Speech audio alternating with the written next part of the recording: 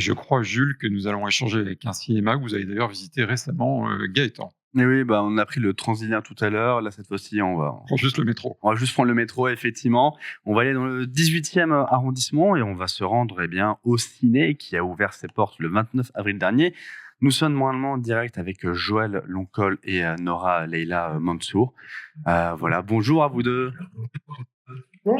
Bonjour. Voilà, donc effectivement, comme je disais, donc le ciné qui a ouvert ses portes le 29 avril dernier dans le 18e arrondissement. Alors c'est un cinéma, mais pas que, qui a eu un historique assez particulier. Est-ce que vous pouvez revenir un peu sur comment est-ce qu'on en est abouti à cet établissement ?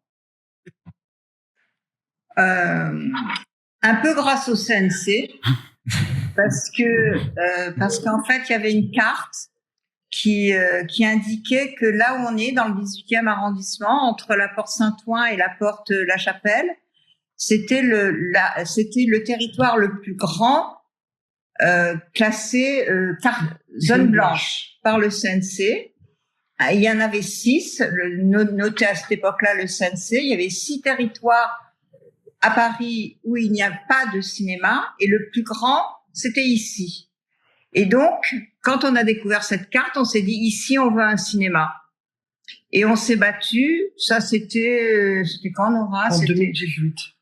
À partir de 2018, on s'est battu pour avoir un cinéma. Comme il n'y avait pas de lieu sur le quartier, on s'est dit, c'est pas grave, on va faire un chapiteau. Il y avait des espaces libres. Donc, on s'est dit, c'est pas grave, on va construire un chapiteau. Et avec les habitants, on s'est vraiment battu. On a déposé le projet d'un cinéma sous un chapiteau, porte Clignancourt.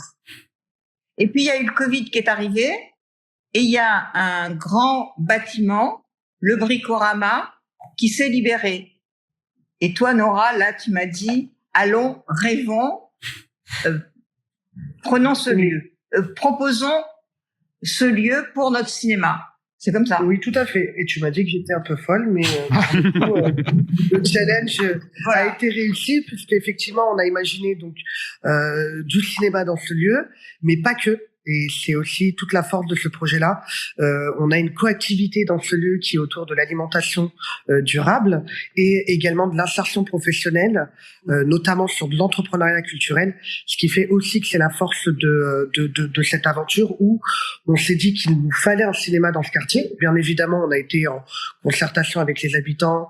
On est sur un cinéma inclusif, une programmation inclusive auprès des habitants, mais on n'est pas qu'un cinéma, ce qui fait toute la force de ce projet-là. Donc, vous avez une question ? Et d'ailleurs, je crois que vous vouliez réagir, Gaëtan. Non, mais je veux surtout pas interrompre. Moi, je suis venu, j'ai adoré le cinéma. La France est quand même ce pays où, malheureusement, on a des librairies indépendantes qui sont remplacées par des magasins H&M, mais aussi ce pays où les Bricorama, j'ai rien contre, sont remplacés par des cinémas indépendants. Et ce qui est juste génial, c'est qu'effectivement, votre cinéma, il est unique, mais comme chacun de nos cinémas en France. Et c'est ça aussi la diversité du cinéma. C'est pas que la diversité des films, c'est la diversité des salles. Et donc, mesurons cette chance-là, célébrons la diversité. Et allons au ciné. Moi, je pense que l'objectif, c'est qu'on vous soutienne dans un contexte qui est complexe, mais vraiment votre cinéma, par la qualité des salles, par aussi la dimension solidaire, tout ce qui va s'y jouer, mérite une petite visite dans le 18e. En tout cas, je reviendrai bientôt. Et quand même, c'est juste retour des choses, parce que vous avez construit votre cinéma à la place d'un Bricorama. C'est à noter que c'est un Bricorama qui est aujourd'hui à la place de l'ancien Gaumont Palace. Donc vous avez remis la balle au centre. Merci à vous. Et le cinéma Ornano, qui était le cinéma qui demeurait sur ce quartier dans les années 90, tous les autres avaient disparu. Et ben aujourd'hui, la façade est demeurée et dedans, c'est un magasin de bricolage. C'est une grande histoire d'amour. Voilà. Mais c'est vrai que aussi ce qu'on n'a pas précisé, c'est que donc effectivement ce cinéma donc il est parti par votre association, la Sierra Prod, effectivement, parce que de base vous à la Sierra Prod vous avez un très très fort ancrage dans le quartier avec beaucoup d'actions. Est-ce que vous pouvez justement revenir sur tout ce que vous avez fait durant plusieurs années ? Ah oui, moi j'étais réalisatrice de documentaires et en me baladant sur ce quartier, je me suis vue qu'il était en renouvellement urbain. Et ce renouvellement urbain est à l'origine de la création de la fondation de la Sierra Prod. On s'est dit qu'on allait mettre à disposition des équipes de cinéma avec lesquelles je travaillais pour former les jeunes notamment, à acquérir des bases sur les tournages audiovisuels et le terrain de jeu, en quelque sorte, du renouvellement urbain était magnifique parce qu'on pouvait se tromper, parce que les travaux, ça allait durer très longtemps. Et donc, on a formé plein de jeunes à la sensibilisation, l'apprentissage des outils de l'audiovisuel. Et on tournait pas avec des téléphones, avec des vraies caméras professionnelles, avec des équipes, des équipes. Il y avait tout le temps, ils étaient accompagnés d'un réalisateur, d'un chef opérateur et d'un ingénieur du son pour bien comprendre qu'une équipe de cinéma, c'est pas une personne qui fait un film, mais c'est une équipe. Et chaque année, pendant 10 ans, on a réalisé avec les jeunes du quartier 10 documentaires qui racontent l'histoire de ce renouvellement urbain. Et pour conclure, voilà, donc ce lieu, ça fait maintenant un peu plus de 2 mois qu'il est ouvert. Est-ce que ce pari, pour l'instant, est gagnant? Est-ce que vous êtes satisfaite? En toute sincérité, oui, on a quelque chose qui se passe auprès des habitants et des personnes aux alentours. Il y a vraiment on crée une mixité sociale dans ce lieu. On est hyper content que des personnes viennent regarder un film, se posent pour aller boire un verre, manger quelque chose en même temps et faire des courses dans l'épicerie. C'est plutôt une réussite pour nous.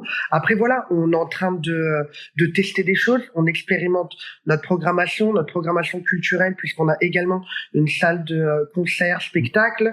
On est en train de créer, mais on le crée tous ensemble.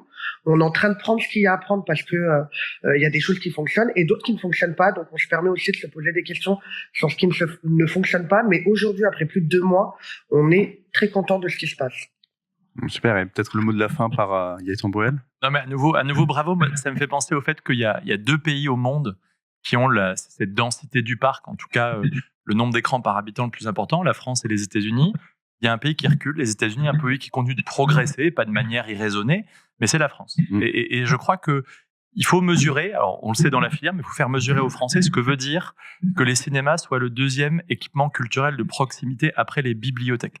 J'ai rien contre les bibliothèques, au grand contraire, mais c'est pas très compliqué d'ouvrir une bibliothèque dans une petite commune rurale, une annexe de la mairie, vous mettez quelques dizaines de livres, pas besoin de les renouveler chaque année, un bénévole, 2 jours par semaine d'ouverture, vous avez une bibliothèque. Faire tourner un cinéma, c'est d'une extrême complexité. Que vous soyez public, privé, à nouveau, cette diversité des modèles d'exploitation est notre chance. Et donc, c'est un miracle renouvelé chaque année, dans un contexte compliqué, qu'on ait une telle diversité du parc. Et je crois que l'exemple qui vient d'être donné, on pourrait en citer des centaines d'autres. C'est vraiment un motif de fierté et il faut qu'on le partage avec les Français qui sont, pour 40 millions d'entre eux, ravis d'aller au cinéma, mais peut-être pas assez conscients de la chance qu'ils ont de pouvoir le faire aussi simplement en France. Exactement. Merci beaucoup. En tout cas. Merci Joël et Nora d'avoir été avec nous ce matin. Et puis on vous souhaite un bel été au ciné, ainsi qu'à d'ailleurs à tous les Français. Merci à vous.